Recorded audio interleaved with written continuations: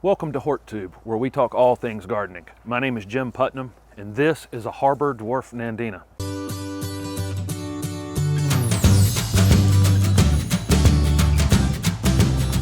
This is Harbor Dwarf Nandina, a very low-growing Nandina or heavenly bamboo. Some people call this family of plants. This variety is extremely low maintenance and extremely slow growing. It has this beautiful new bronze foliage on it throughout the season.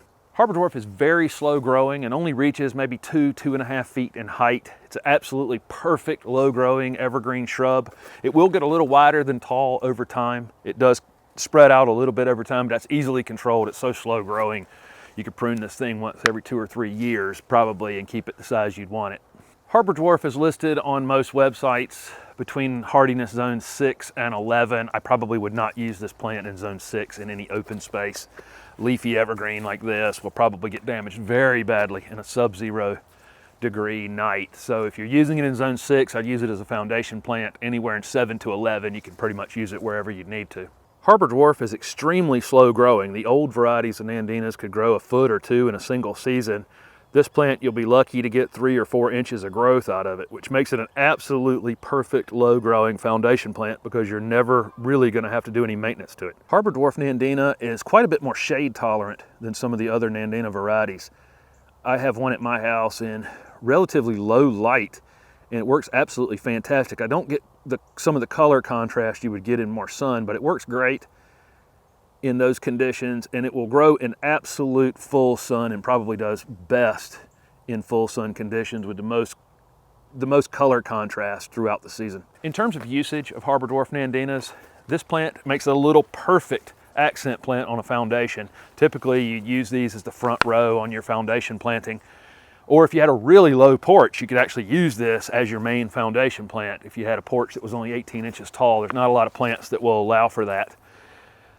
Also looks great mass planted. It looks great in a woodland garden. It will take some light shade. It does need some direct sun, so keep that in mind, but it does look great mass planted like that. Also will work as a ground cover. I've seen this plant used very effectively as a ground cover. If you have a bank that you're trying to hold in place, the root system on this plant will definitely help hold the bank in place. And it only gets, you can keep it 18 inches tall or something in that application. We're not gonna see berries on Harbor Dwarf like we do on the other Nandina domestica varieties, the traditional taller growing Nandinas, but it really just is unnecessary on this plant. This plant's really just a perfect low growing foundation plant that's extremely low maintenance. It does not color as bright red as Firepower in the winter time, but it does turn a bronze color in the fall and winter that's quite beautiful. And honestly, this is a better plant than Firepower Nandinas. Firepower Nandinas turn bright red in the wintertime. I just gave you all the redeeming qualities of a Firepower Nandina, because in the summertime it's not a very attractive plant generally, and this plant is beautiful 12 months out of the year. So I prefer Harbor Dwarf, but we sell a lot more Firepower. Firepower just simply has a better name, and it's so showy for 2 or 3 months every winter.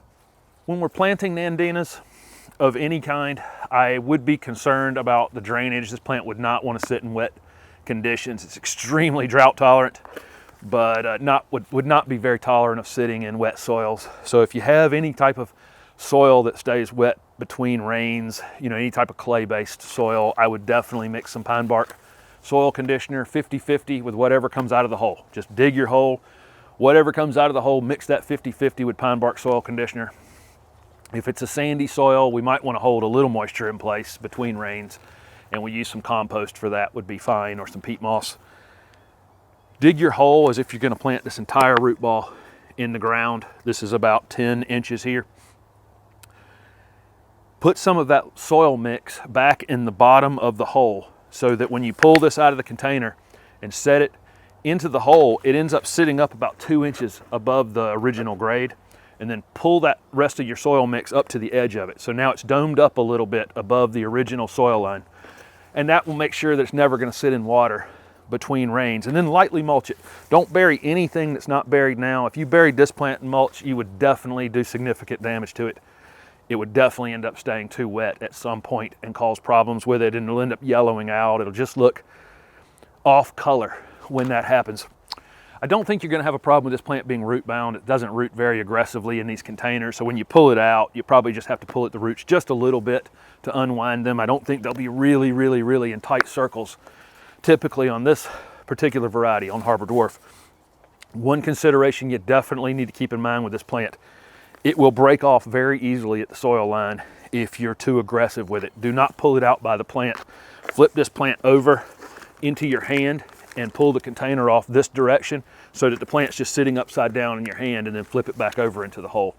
If you try to pull it from the top, you're almost certainly going to break it off. In terms of watering Harbor Dwarf Nandinas, once they're established, I think you'll rarely ever need to water this plant. If it's a foundation plant, probably almost never. It tends to be a little more moist up around foundations. If it's out in a woodland space and it's competing with other tree roots, that's a different type of thing, and you probably will have to water it a couple times during the summer. Just drown the space around it and then let it dry out between waterings. I don't like to water it a little bit at a time. When you water it really well and then back off for a while. If it's on a slope and you were using this as a ground cover, obviously that slope is going to be very dry between rains, and you might want to run a drip hose or something along whatever pattern you laid these out in. And that way you can hook a water hose up to it occasionally and water the entire bank. Harbor Dwarf Nandinas have this great new bronzy color throughout the growing season, and we want to keep that thing growing so that we keep that color contrast between the dark green and that bronze color. And to do that, we'll definitely want to fertilize them. These are acid-loving plants. I would use an azalea camellia rhododendron fertilizer, some sort of slow-release nursery fertilizer, or outdoor fertilizer. It'd be totally fine.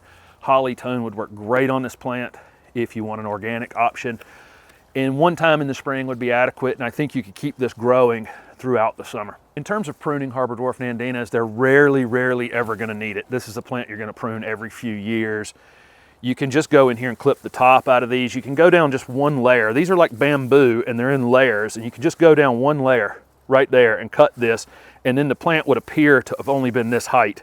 So that's how you do that. I've actually gone through and actually broken these tops out. They snap off very easily and done. This plant would require exactly one cut to be fully pruned. In terms of insect or disease problems, there just really aren't any. This plant is basically deer proof. Deer rarely ever sample Nandinas. And we rarely see any foliage problems or insect problems on these. So what are you waiting for? Even you can grow the low maintenance, low growing, evergreen Harbor Dwarf Nandinas. Thank you for watching, and if this video was helpful, please hit the like button and subscribe to my channel for future videos.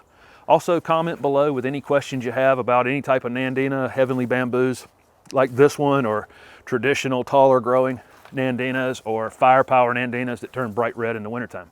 Thank you again.